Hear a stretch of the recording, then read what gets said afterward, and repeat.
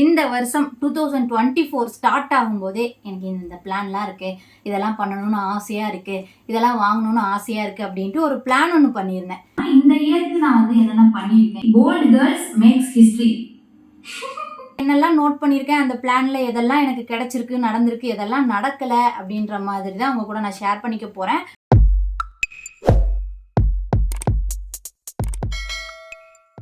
அந்த வீடியோ ஒரு 60,000க்கு மேலே வியூஸ் போச்சு. கமெண்ட்ஸ் நிறைய பேர் நாங்களும் ட்ரை பண்ணுறோம் அந்த மாதிரிலாம் வந்துருந்தது. ஸோ அவங்களுக்குலாம் ஒரு ஹோப் கொடுக்கறதுக்காகவும் நான் இந்த மாதிரிலாம் வந்து பிளான் பண்ணேன், இதெல்லாம் நடந்திருக்கு பார்த்தீங்களா அப்படின்ட்டு உங்ககிட்ட ஷேர் பண்ணிக்கிறதுக்கான ஒரு வீடியோ. புதுசாக ஸ்டார்ட் பண்ணணும்னு நினைக்கிறவங்களுக்கு ஒரு மோட்டிவேஷனாகவும் நீங்கள் எடுத்துக்கலாம்.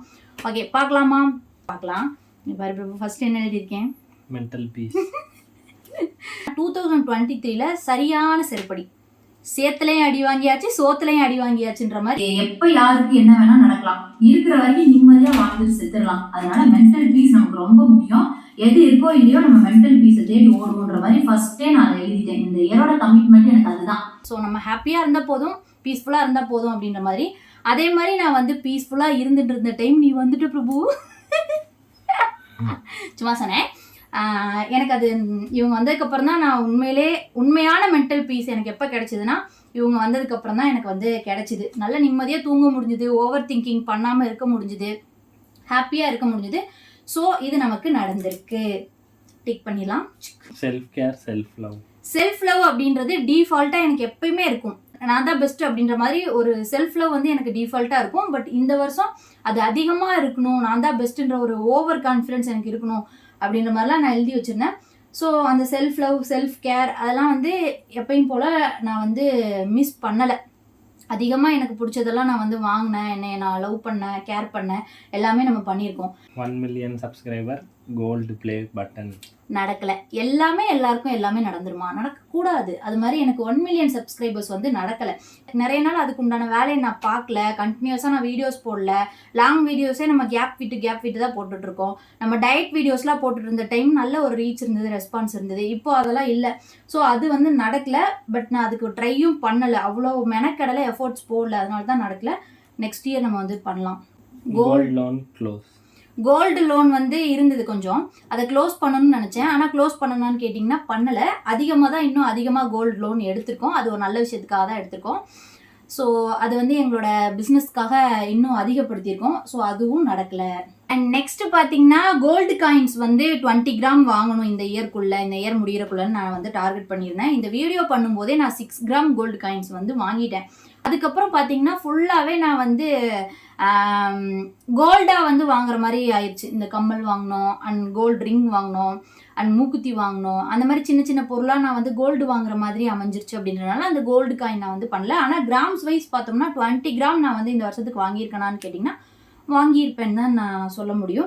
ஏன்னா அட்சய திருதியைக்கு ஷாப்பிங் பண்ணோம், அதுக்கப்புறம் வந்து கல்யாண நாளைக்கு ஷாப்பிங் பண்ணோம்ல, அதெல்லாம் நான் சிட்டு கட்டியிருக்க அமௌண்ட்டை விட எக்ஸ்ட்ரா தான் நான் காசு போட்டு வாங்கினேன். ஸோ ஆல்மோஸ்ட் நமக்கு வந்து இந்த 20 கிராம்ஸ்ன்றதை கவர் ஆகி கொஞ்சம் ஜாஸ்தியாக தான் நான் வந்து சேவ் பண்ணியிருக்கேன். ஸோ கோல்டு வந்து நான் காயின்ஸாக சேவ் பண்ணல, காயின்ஸாக 6 கிராம் நான் வாங்கினேன். ஆனால் அதை நான் கொடுத்துட்டு கோல்டாக நான் ஜுவல்ஸ் எடுத்ததில் நான் 20 கிராம்ஸ் வந்து நான் இந்த இயருக்கு புதுசாக நான் என்னோட அமௌண்ட்லேருந்து நான் சேவ் பண்ணியிருக்கேன்.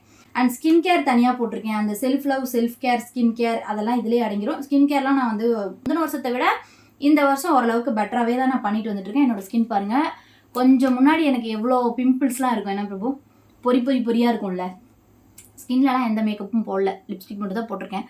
என்னோட ஸ்கின்னு ஓரளவுக்கு எனக்கு எப்படி என்னென்ன ப்ராடக்ட் யூஸ் பண்ணால் ஒர்க் அவுட் ஆகுது. இவங்க ஸ்கின் கூட பாருங்களேன், எப்படி பளபளன்னு ஆக்கி வச்சிருக்கேன் பார்த்தீங்களா. இப்போ பார்த்தீங்கன்னா ஸ்கின் எல்லாம் வந்து அந்த பிம்பிள்ஸ், ஆக்னே, அந்த மார்க்ஸு, இந்த இடத்துல 2 டார்க்கான பேட்ச் மாதிரி இருந்தது எனக்கு, அதெல்லாம் கூட போயிருக்கு. ஸோ ஸ்கின் கேர் வந்து ஓரளவுக்கு நான் வந்து இதுக்கு முன்னாடி கம்பேர் பண்ணும்போது இந்த இயர் கொஞ்சம் பெட்டர் ஸ்கின் தான் நான் வந்து மெயின்டைன் பண்ணிட்டு இருக்கேன். அண்ட் அடுத்து பார்த்தீங்கன்னா வெயிட் பிரபு 58 கேஜி வந்து நான் வந்து பார்க்கணும். இந்த இயரில் என்னோட வெயிட் ஸ்கேலில் பார்க்கணும் என்னோட வெயிட் அப்படின்ற மாதிரி நான் வந்து டார்கெட் வச்சுருந்தேன். இந்த 58 கேஜின்னு எழுதும்போது எனக்கு நல்லா ஞாபகம் இருக்குது. அப்போ நான் வந்து 63 61 அந்த வெயிட்டில் தான் இருந்தேன். ஆனால் இப்போ என்னோட வெயிட் என்னன்னு சொல்லுங்க, 70 கேஜி வந்திருக்கேன். ஆனால் பரவாயில்ல. இது வந்து ஒரு ஹாப்பியாக இருந்தால் வெயிட் போடுன்னு சொல்லுவாங்கள்ல. எங்களுக்கு கல்யாணம் ஆன புதுசில் நான் அவ்வளோ வெயிட் போட்டேன்ல பிரபு, என்னை சந்தோஷமாக வச்சுருந்தேன். அதே மாதிரி அதை விட சூப்பரான சந்தோஷமாக இவங்க என்னை இந்த வருஷம் வச்சுருக்காங்க. ஸோ அந்த சந்தோஷத்துலேயே எனக்கு வந்து உடம்பு டக்குன்னு வாரத்துக்கு 1 கிலோ கூடுதுங்க. ஸோ கல்யாணம் ஆன புதுசில் புது பொண்ணுக்கு வந்து வெயிட் போடும்ல, நல்லா ஹாப்பியாக இருந்தா அந்த மாதிரி. ஸோ அந்த மாதிரி எனக்கு வந்து வாரத்துக்கு 1 கிலோ கூடுது. நான் ஒன்றும் அவ்வளோலாம் சாப்பிட்றது கிடையாது, கம்மியாக தான் சாப்பிட்றேன். ஆனாலும் வந்து எனக்கு வெயிட் போடுது. பட் இதை வந்து நம்ம கரெக்ட் பண்ணுவோம், அடுத்த வருஷத்தில் கரெக்ட் பண்ணுவோம். ஆனால் இது வந்து நான் வந்து 58 கிலோலாம் இந்த வருஷத்தில் ஒரு நாள் கூட ஒரு தடவை கூட நான் வெயிட் ஸ்கேலில் என்னோடய வெயிட்டை நான் பார்க்கல. ஸோ அதுவும் நடக்கலை. அடுத்து ஹெல்தி ஃபுட்ஸும் நாங்கள் எடுத்துக்கிறோம். ஆனால் அதை தாண்டி நாங்கள் சீட் ஃபுட்ஸும் எடுத்துக்கிறோம். ப்ரீவியஸாக நாங்கள் மிஸ் பண்ணின நிறைய விஷயங்கள். இவங்களும் பாடி பில்டிங் பண்ணிட்டு இருந்தாங்க, டயட்ஸ் பண்ணிட்டு இருந்தாங்க. நானும் டயட்டுன்னு சொல்லிட்டு நான் வந்து இப்போ 2 பேருக்குமே ஒரு கம்பெனி வேணும்ல. இப்போ இவங்க வந்து பாடி பில்டிங் பண்ணுறாங்க, டயட் பண்ணுறாங்கன்னு வைங்க, நான் வந்து நல்லா சாப்பிடணும்னு ஆசைப்பட்றேன்.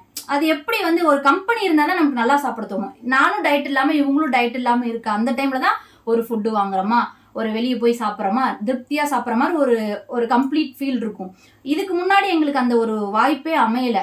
இவங்க பாடி பில்டிங் பண்ணிட்டு இருந்தாங்க, நான் வெயிட் குறைக்கிற ப்ராசஸில் இருந்தேன். ஸோ 2 பேரும் சேர்ந்து ஒரு ஹோட்டல் போய் ஒரு பிடிச்ச ஃபுட்டை வெயிட் கூடும் அந்த மாதிரிலாம் டயட் கான்சியஸாக இல்லாமல் சாப்பிட்டோமா, திருப்தியாக சாப்பிட்டோமான்னு கேட்டிங்கன்னா அது ரொம்ப கம்மி. ஆனால் இந்த வருஷம் எங்களுக்கு பார்த்தீங்கன்னா அமைஞ்சிருச்சு. இவங்க வந்து பாடி பில்டிங் பண்ணல, டயட் எதுவும் பண்ணல, அந்த ஒர்க் அவுட்ஸ் எதுவும் பண்ணல. அப்படின்றப்போ எனக்கும் வந்து நான் ஒரு கம்பெனி, இப்போ இவங்களுக்கு ஸ்வீட் கிரேவிங்ஸ் இருக்குது அப்படின்னா இவங்க சாப்பிடும்போது நான் இவங்க வாயை பார்த்துட்டு இருக்க முடியும், எனக்கும் ஆசையாக இருக்குது. இப்போ இவங்களுக்கு ஏதாவது பீஸா சாப்பிடணும், பர்கர் சாப்பிடணும் அப்படின்னு கூப்பிட்றாங்க அப்படின்னா எனக்கும் ஆசையாக இருக்குது. ஸோ ஒருத்தருக்கு ஒருத்தர் நல்ல கம்பெனி அப்படின்ற மாதிரி இந்த வருஷம் ரொம்ப ஓவர் சீட் ஃபுட் நாங்கள் எடுத்து நல்லா நானும் வெயிட் கூடியிருக்கேன். ஸோ ஹெல்தி ஃபுட்ஸ் அப்படின்றது எடுத்துக்கிட்டாலும் நாங்கள் சீட் ஃபுட்ஸு வெளியே போய் சாப்பிட்றது அது இதுன்னு கொலாப்ஸ் ஆயிடுச்சு. அண்ட் மந்த்லி ஏர்னிங்ஸ் வந்து 60,000 அப்படின்ட்டு நான் எழுதியிருக்கேன். So I feel very blessed. 60,000க்கு கம்மியாக ஒரு மாதம் கூட நான் வந்து ஏர்ன் பண்ணலை. பிலோ 60,000க்கு 60க்கு மேலே தான். இது உனக்கே தெரியாது பிரபு, ஃபுல் கணக்கு வழக்கு அதெல்லாம் வந்து பார்த்திங்கன்னா இவங்களுக்கு தெரியாது. இப்போ இந்த வருஷம் யூடியூப்பில் உனக்கு எவ்வளோ காசு வந்தது, இந்த மாதிரி இங்கே ஒர்க் பண்ணுறிய, இதுலேருந்து உனக்கு எவ்வளோ பேமெண்ட் கிடைக்குது, இது என்ன பேமெண்ட்டுக்கு பண்ணியிருக்க, இந்த மாதிரிலாம் இவங்க பெருசாக வந்து தெரிஞ்சுக்க மாட்டாங்க. ஆனால் இதை நான் சொல்லக்கூடாதோ, சரி ஓகே, இட்ஸ் ஓகே. நான் வந்து 60,000க்கு மேலே தான் இந்த வருஷம் ஏர்ன் பண்ணியிருக்கேன். ஸோ இது வந்து நடந்திருக்கு. அவுட்டிங், நியூ பிளேசஸ், ட்ராவல்லாம் போட்டு வச்சுருக்கேன். நாங்கள் வந்து அவுட்டிங் போனோம்ல பிரபு இல்லையா, நான் வந்து போனேன். அது வந்து நிறைய பிளேசஸ் நான் வந்து போனேன். அதை ஃபாரின் ட்ரிப் போகலான்னு எழுதி வச்சுருக்கேன். நாங்கள் வந்து போகல. இவங்க கிட்ட பாஸ்போர்ட் இல்லை. இவங்க பாஸ்போர்ட் எடுத்ததுக்கப்புறம் நம்ம வந்து நெக்ஸ்ட் இயர் கண்டிப்பாக வந்து ஃபாரின் ட்ரிப் 10 வயசு ஆனதுக்கப்புறம், என் பையன் கொஞ்சம் பெருசானதுக்கப்புறம் போய்க்கலாம். அப்புறம் வந்து பவிலம் கோல்டு சிட்டு வந்து ஸ்டார்ட் பண்ணணும்னு நினச்சிருந்தேன். அப்போ எழுதி ஒரு 2-3 மாதத்துக்கு நான் ஸ்டார்ட்டே பண்ணல. ஆனால் இப்போ வந்து சொன்னால் நம்ப மாட்டீங்க, 6 மாதம் பேமெண்ட் நான் வந்து பண்ணிட்டேன். 6 மாதம் கட்டியிருக்கேன். ஸோ பவிலம் கோல்டு சிட்டு ஸ்டார்ட் பண்ணி 6 மாதம் கட்டியாச்சு. சோஃபா வாங்கணும்னு எழுதியிருக்கேன். சோஃபாவும் நம்ம வந்து வாங்கிட்டோம். திருச்செந்தூர் போகணுன்னு எழுதியிருக்கேன். ஃபேமிலியாக ஹாப்பியாக திருச்செந்தூர் வந்து நான் இந்த வருஷத்தில் 2 தடவை போயிட்டு வந்திருக்கேன். ஸோ அப்புறம் பார்த்தீங்கன்னா நோ பர்ச்சேஸ் கிளாத், ட்ரெஸ்ஸஸ்லாம் வந்து பர்ச்சேஸே பண்ணக்கூடாது, அதிகம் செலவு பண்ணக்கூடாதுலாம் நினச்சி எழுதியிருக்கேன். ஆனால் பார்த்தீங்கன்னா நான் வந்து பாஸ்ட் இயர்ஸ் கம்பேர் பண்ணும்போது, அதாவது அப்போது உள்ளதை விட இந்த வருஷம் அவ்வளோவா நான் வாங்குறதே கிடையாது. ரொம்ப கம்மி ரேட்டுக்கு என்னோட தேவைக்கு தகுந்த மாதிரி தான் ட்ரெஸ்ஸஸ் நான் வந்து பர்ச்சேஸ் பண்ணியிருக்கேன். அதிக ஹால்ஸ்லாம் நம்ம சேனலில் இந்த வருஷம் வரல. ஸோ ட்ரெஸ்ஸஸ் நான் வந்து கொஞ்சம் லிமிட் பண்ணியிருக்கேன். அதுக்காக நோ பர்ச்சேஸ் அளவுக்கு நான் வந்து போகலை. அண்ட் சேவிங்ஸ் வந்து வீடு ஆர் இடம் வாங்குறதுக்காக சேவிங்ஸ் ஸ்டார்ட் பண்ணணும்னு நான் போட்டிருக்கேன். ஆனால் இன்னும் நான் ஸ்டார்ட் பண்ணல. பட் அதுக்கு பதிலாக நான் வந்து கோல்டில் இன்வெஸ்ட் பண்ணியிருக்கேன். ஐவாட்ச் வாங்கணும்னு சொல்லி எழுதியிருக்கேன். ஐவாட்ச் நம்ம வாங்கிட்டோம். ஆனால் இந்த நோட்டில் எழுதாத சில நல்ல விஷயங்களும் எனக்கு இந்த வருஷம் நடந்திருக்கு. அப்படி என்ன நடந்திருக்கு, நமக்கு ஜிம் வைக்கணும்னு நம்ம பிளான் பண்ணோம். அதுக்கு இடத்துக்கு அட்வான்ஸ் கொடுத்துருக்கோம். அந்த மெஷின்ஸ்க்கு நம்ம வந்து அமௌண்ட் பே பண்ணியிருக்கோம். அண்ட் ஜிம் வைக்கிற அந்த விஷயம் வந்து ஸ்டார்ட் பண்ணியிருக்கோம். பிஸ்னஸ் வந்து ஸ்டார்ட் பண்ணியிருக்கோம் இந்த வருஷத்தில். ஃபோன் வாங்கியிருக்கோம். எனக்கு வந்து பார்த்தீங்கன்னா ஐஃபோன் வாங்கியிருக்கோம். ஐஃபோன் வந்து அப்கிரேட் பண்ணியிருக்கேன். IPhone 16 Pro Max. அப்புறம் டிவிலாம் மாற்றிருக்கோம்ல வீட்டுக்கு, டிவி, ஹோம் தியேட்டரு, அதுக்கப்புறம் வந்து ஏர்பாட்ஸ் வாங்கியிருக்கோம். வண்டி வந்து பிரச்சனையாக இருந்துச்சுங்க, வண்டி ரெடி பண்ணியிருக்கோம். அதுக்கப்புறம் வீட்டுக்குள்ளே வந்து சில திங்ஸ்லாம் எங்களோட கம்ஃபர்ட்டுக்கு தகுந்த மாதிரி நிறைய வாங்கி சூப்பராக பண்ணியிருக்கோம். அண்ட் இதில் எழுதாத நிறைய நல்ல விஷயங்கள், நிறைய ஹாப்பியான விஷயங்கள் வந்து இந்த வருஷம் நடந்திருக்கு. அண்ட் இதில் நாங்கள் எக்ஸ்பெக்ட் பண்ணாத சில செருப்படிகளும் நாங்கள் வாங்கியிருக்கோம். நாங்கன்னு சொல்கிறதா இல்லை நான் சொல்கிறதா? நீ செருப்படி வாங்கினியா பாஸ்ட் 2 இயர்ஸில்? ஏன் பிரபு, உனக்கு என்ன பிடிக்குமா? பிடிக்கும் மயில். எவ்வளோ பிடிக்கும்? என்ன பார்த்து சொல்லு. ரொம்ப பிடிக்கும் மயில். ரொம்பனா? நிறைய. ஓகே, நான் வந்து எனக்கு இந்த நோட்டில் எழுதாமல் சில விஷயம் எனக்கு மைண்டில் இருக்கும்ல, அந்த மாதிரி சில விஷயம்லாம் நான் நினச்சிருந்தேன். அதெல்லாம் வந்து ப்ராக்டிக்கலாக என்னால் முடியாதோன்னு நான் பயந்த விஷயங்கள். பட் இது இவ்வளோதானா அப்படின்ற அளவுக்கு, இவ்வளோதானா, இவ்வளோ சிம்பிளான விஷயம் வந்து நம்மளால முடியாதோன்னு பயந்தோமா அப்படின்ற மாதிரி இருந்த ஒரு 2-3 விஷயம் நான் சொல்கிறேன். இந்த வீட்டுக்கு நான் வந்து தனியாக தான் ஃபஸ்ட்டு வந்தேன். ஸோ அப்படி இருக்கும்போது என்னால் வந்து ஒரு ஃபேமிலியாக பில்ட் பண்ண முடியாதோ, ஒரு ஃபேமிலியாக எப்படி சொல்கிறது, அதை வந்து என்னால் கொண்டு போக முடியாதோ, ஒரு ஆர்கனைஸ்டாக நானே சமைச்சு சாப்பிட முடியாதோ, என்னையை நானே பார்த்துக்க முடியாதோ, திங்ஸ்லாம் வச்சு நம்ம வந்து ஒரு தனியாக ஒரு ஃபேமிலியாக இருக்க முடியாதோ, அந்த மாதிரி ஒரு செல்ஃப் டவுட் இருக்கும்ல, அந்த டவுட்ஸ் வந்து என்கிட்ட நிறைய இருந்தது. ஐயோ நம்ம என்ன பண்ணுறது, நமக்கு சமைக்க தெரியாதோ, நமக்கு வந்து அதாவது தெரியாதுன்னே ஃபஸ்ட்டு கிடையாது, பட் தெரியாதோ அப்படின்ற ஒரு டவுட்டு நம்ம மைண்ட் வந்து அந்த மாதிரி ஃபிக்ஸ் ஆயிரும், நம்மளால முடியாது அந்த மாதிரி. அப்படி இருந்த நிறைய விஷயத்த நான் உடச்சி, இல்லை அப்படிலாம் இல்லை, நம்மளாலேயும் முடியும் அப்படின்ற லெவலுக்கு நான் வந்து இதில் எழுதாத சில விஷயங்கள் நான் பண்ணி காமிச்சிருந்திருக்கேன். எப்படின்னா பிரபு, எனக்கு வந்து நான் வந்து சமைக்கிறதுக்கு எனக்கு வந்து சமைக்க தெரியாதோ, நம்மளால அதாவது சமைக்க தெரியும், பட் நம்ம ப்ராக்டிக்கலாக நம்ம காலையில் எழுந்திரிச்சு சமைக்கிறது, ஒரு மதியானம் நம்ம பிடிச்ச ஃபுட்டை சமைக்கிறது, வெரைட்டியாக சமைச்சு சாப்பிட்றது வீட்டிலே, அதெல்லாம் நமக்கு ப்ராக்டிக்கலாக நம்மளால பண்ண முடியாதோ, அந்த மாதிரி ஒரு செல்ஃப் டவுட்லாம் எனக்கு இருந்தது. ஆனால் இந்த வீட்டுக்கு வந்துட்டு பிரபு, நான் வந்து ஏன் முடியாதுன்னு, ஏதோ ஒரு விஷயம் நம்மளால முடியாதுன்னு நம்ம நினைக்க வைக்கிறாங்க அப்படின்னா அதை பண்ணி காமிக்கணுன்ற ஒரு இது இருக்கும்ல, அந்த மாதிரி எனக்கு இருக்கும் பிரபு. அதனால தான் நான் என்ன பண்ணிட்டேன்னா, இது உனக்கு தெரியாது, நான் வந்து கிச்சனுக்கு தேவையான திங்ஸ் அத்தனையும் வாங்கி, எதுவுமே இல்லைன்னு இருக்கக்கூடாதுன்ற மாதிரி ஃப்ரிட்ஜு இப்போ சோஃபா வாங்கணும்னா ஏன் எழுதியிருக்கேன்னா, எனக்கு அதெல்லாம் ஒரு வீடுனா எப்படி இருக்கணுன்ற மாதிரி என்னோட பொறுப்பில் நான் இதெல்லாம் வச்சு, நான் பாருங்க இதெல்லாம் என்னால் முடியும் அப்படின்ற லெவலுக்கு வாழ்ந்து காட்டணும்னு நான் நினச்சேன். அது என்னால் முடியாதுன்றது கிடையாது.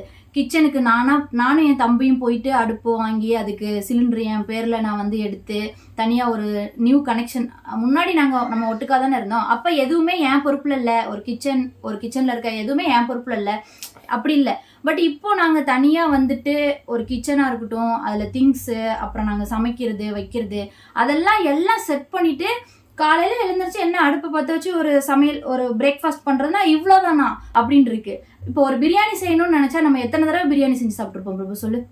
நிறைய டைம் சாப்பிட்ருக்கோம். அதாவது எங்களுக்கு வந்து இப்போ ஒரு மேகி செஞ்சு சாப்பிட்ற மாதிரி தான் இருக்குது ஒரு பிரியாணி செஞ்சு சாப்பிட்றது. இப்போ நாளைக்கு மீன் சமைக்கணும், மீன் வாங்கணும்னா நாங்கள் போயிட்டு வாங்கிட்டு வந்துட்டு உடனே அதை சமைச்சு சாப்பிட்றோம். மிச்சம் இருந்துச்சுன்னா அடுத்த நாள் வச்சு அதை அட்ஜஸ்ட் பண்ணுறோம். அதாவது கம்ப்ளீட்டாக ஒரு குடும்பம் நடத்தணும், ஒரு பிரேக்ஃபாஸ்ட் பண்ணுறது, ஒரு லஞ்ச் பண்ணுறது, டின்னர் பண்ணுறது. எனக்கு கமெண்ட்ஸ்லேயே வரும், நீங்கள் சமைக்க மாட்டிங்களா அந்த மாதிரி. அப்படி இல்லை, அப்படி எனக்கே நானே பயந்த சில விஷயங்கள்லாம் பாசிபிள் அப்படின்ற அளவுக்கு எனக்கு நிறைய கான்ஃபிடென்ஸ் இந்த வருஷம் எனக்கு கொடுத்துருக்கு. வண்டி ஓட்டுறதுக்கு பயப்படுவோம்ல பிரபு, ஆனால் ஸ்கூட்டி சூப்பராக இப்போ எங்கே டிராஃபிக்கில் விட்டாலும் நான் போவேன். ஆனால் அதுக்கு வந்து இப்போ அவசியம் இல்லை, இவங்க எங்கனாலும் என்னை கூட்டிகிட்டு போகிறாங்க, வெளியே போகிறதா இருந்தால் நாங்கள் சேர்ந்து போகிறோம். இப்போ தனியாக போகணும் அப்படின்னா வண்டி ஓட்டுறதுக்கு பயந்த விஷயங்கள் என்னால் இப்போது சரளமானு தானே சொல்லணும் இல்லையா, சரளமாக என்னால் வந்து எந்த டிராஃபிக்காக இருந்தாலும் எவ்வளோ கூட்டமாக இருந்தாலும் என்னால் சேஃபாக வண்டி ஓட்டிகிட்டு போயிட்டு வர முடியுது. ஸோ அந்த விஷயம் வந்து கான்ஃபிடெண்ட்டாக என்னால் பண்ண முடிஞ்சிருக்கு. அண்ட் இந்த குக்கிங் விஷயங்கள்லாம் வந்து பார்த்திங்கன்னா அதில் சின்ன சின்ன விஷயம்லாம் இருக்கும்ல, அதெல்லாம் வந்து அந்த குட்டி குட்டி நுணுக்கங்கள் சொல்லுவாங்கள்ல, அந்த சமையலோட கலைகள் அத்தனையும் ஆயக்கலைகள் 64 கற்றுக்கிட்ட மாதிரி சமையலில் வந்து சில சீக்ரெட் ஹேக்ஸ் இருக்கும்ல, அதெல்லாம் எனக்கு இப்போ சமைக்க புரிய ஆரம்பிக்குது. இந்த மாதிரி இருக்குது, ஒரு உப்பு கூடிருச்சுன்னா அதை என்ன பண்ணுறது, ஒரு இந்த மாதிரி விஷயம் அதை எப்படி சொல்கிறேன்னு தெரில. அதில் இருக்க இப்போ பண்ண நமக்கு நிறைய விஷயங்கள் வரும்ல, அதெல்லாம் எனக்கு நமக்குள்ளே இவ்வளோ திறமையாக நம்மளால இவ்வளோ சூப்பராக சமைக்க முடியுமான்ற மாதிரி ஒரு கான்ஃபிடென்ஸ் எனக்கு கொடுத்துருக்கு. நீ சொல்லு பிரபு, என்னோட சமையல் எப்படி இருக்குங்க? சூப்பராக இருக்குது. அப்படி சொல்லக்கூடாது, நான் பர்டிகுலராக இது செஞ்சது நல்லா இருந்துச்சு, அதை செஞ்சது நல்லா இருந்துச்சு. சிக்கன் செட்டிநாடு, இப்போ நம்ம பட்டர் சிக்கன், பன்னீர் பட்டர் மசாலா செஞ்சோம்ல, பாஸ்தா, மீன் குழம்பு, பிரான்ஸ் எல்லாமே. இது இவளால முடியாது, இவெல்லாம் வந்து ஒரு இது இல்லை அப்படின்னு அப்படி ஒரு ஸ்டேட்மெண்ட் எப்படி நம்ம அந்த ஸ்டேட்மெண்ட்டுக்கு நம்ம வந்து ஃபிட் ஆக முடியும் அப்படின்ற மாதிரி என் மண்டைக்குள்ளே ஏறி உட்காந்துருச்சு.